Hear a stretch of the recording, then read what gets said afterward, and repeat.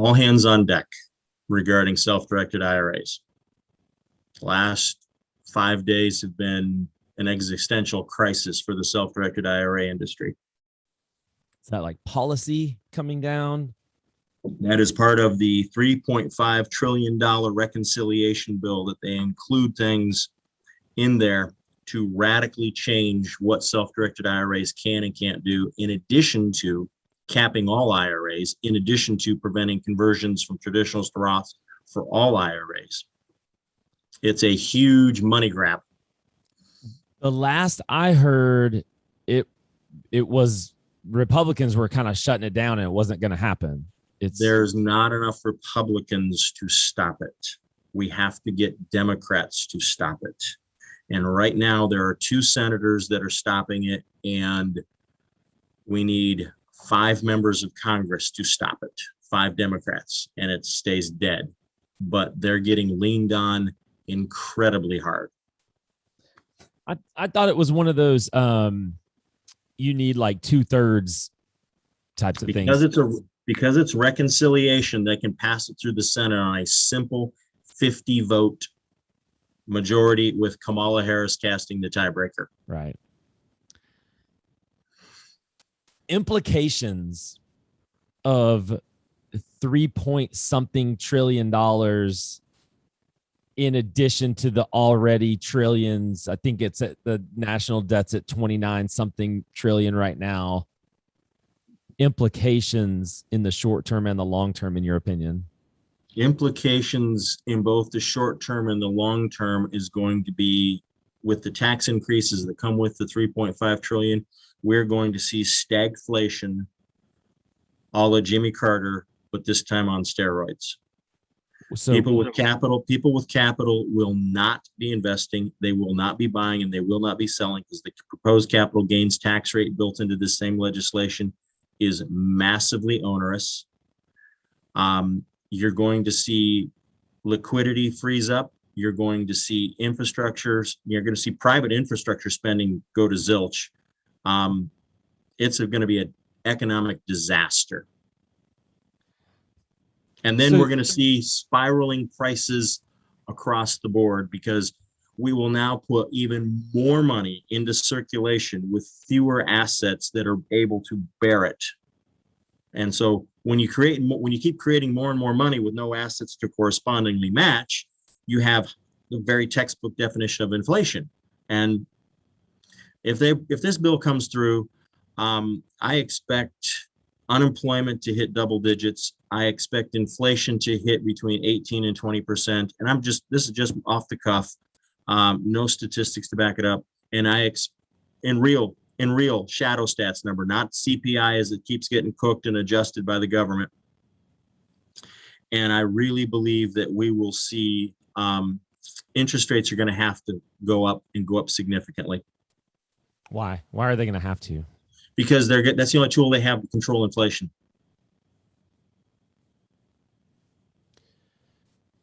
When you say people are going to stop putting money into investments, that's really, maybe they'll limit it. They're not going to stop, but isn't it a situation where we're going to still invest, but we're going to invest more in long-term things. So hopefully the next administration gets rid of this, and we'll wait for that to happen, for the capital. Where am I going to get the money to do that? Where am I going to get the money to do that? Well, people aren't going to, if I want to upgrade my inventory on my rental portfolio, if I want to get out of the smaller building and go to the bigger building, if I don't 1031, which by the way, I think we'll keep that alive for a little while longer, then I'm going to have a huge capital gains tax bite.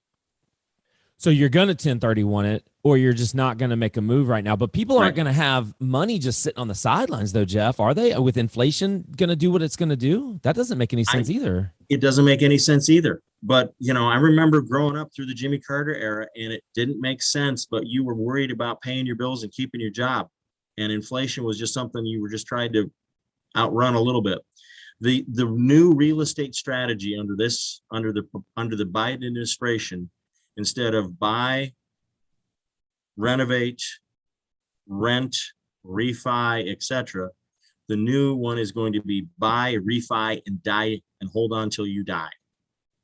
Refi till you die. refi until you die. Refi is the way to take some money out, pay the debt down over time, and hold on to that asset until you die and hope that they allow your heirs to inherit on a stepped up basis. But they're going to come after that too. We have a federal government with a voracious appetite for money. I've been hearing refi till you die for many, many, many years. Some people have for many years thought it was the best strategy. Not everybody does, but there was a camp there that thought that was the best strategy all along. And now you're saying that that's going to come more to the forefront. Yep. It's going to come way more to the forefront, way more to the forefront. And then that's going to create a whole host of issues that might segue into where we're going, which is what are the lenders going to do? What are they going to require? You think the lending is going to get tighter? Is that what you're saying? Oh, it's continuing to get tighter. The number of people who can qualify for a mortgage to buy a house today is 2/3 of what they could pre-COVID. Why? Because the lenders continue to tighten the standards and more people no longer meet those standards because of job displacements, changing unemployment, things like that.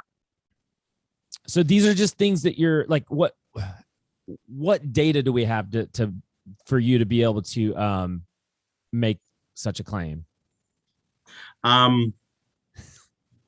Is this anecdotal? Is this what you think is going to happen, or this is actually happening? There's a particular chart that I'm thinking of that I saw just 2 weeks ago, and I'm trying to remember. I think it is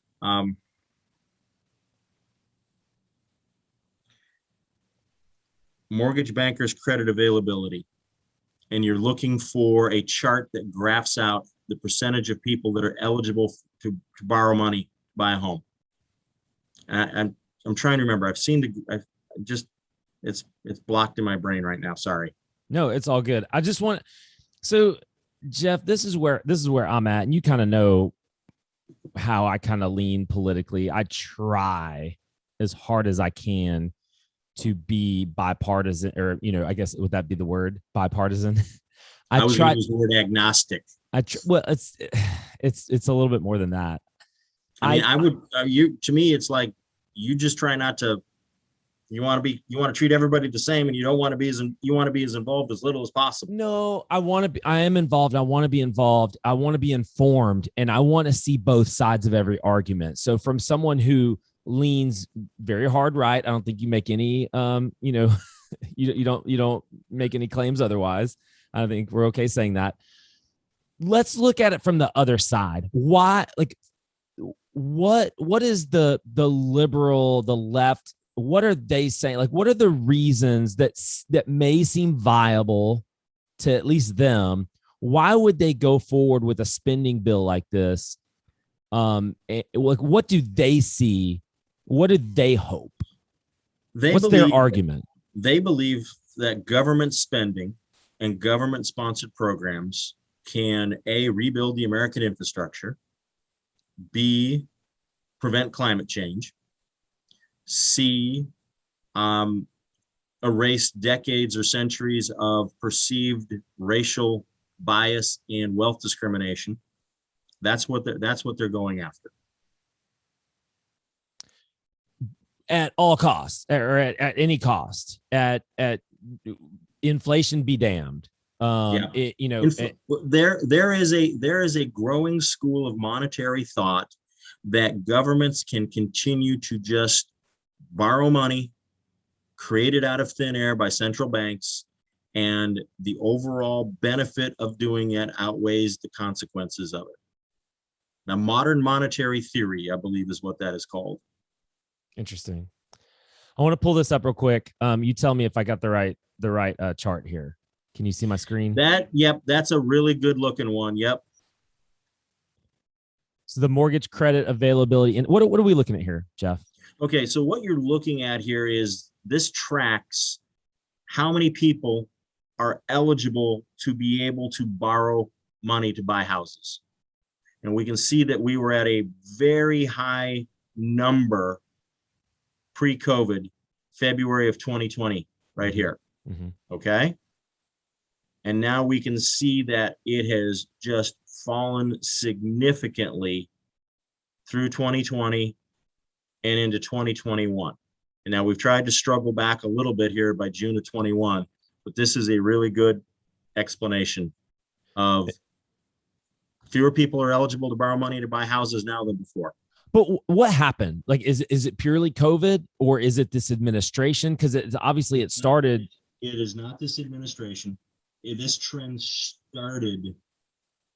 This trend started before Biden was even the nominee. Right. So it was COVID. COVID is a big factor. Yes. It's COVID. Some people stopped, with the mortgage moratorium, with all this stuff, that they just stopped making payments, maybe because they couldn't, or maybe because they feel like they didn't have to, whatever the reason is. Does that have something to do with it? It has a little bit to do with it, but what it really has is lenders have been getting tighter and tighter on their lending standards. Go back to that slide and you'll see it. Okay. Got it. We can go all the way back to 2019. Okay. And here in 2019, 2018, we can see we were at the all-time availability. And then lenders began to start tightening stuff up going through the second half of 2019. And then in 2020, it really fell off. And why it really fell off in 2020 is because you no longer had your solid employment history. You had people with long layoffs due to COVID. Mm-hmm. They didn't have the same employment history anymore. They had to change jobs. I'm sorry, you change jobs, you change careers, you change fields. You got to be in that new field for 2 years before you're eligible again.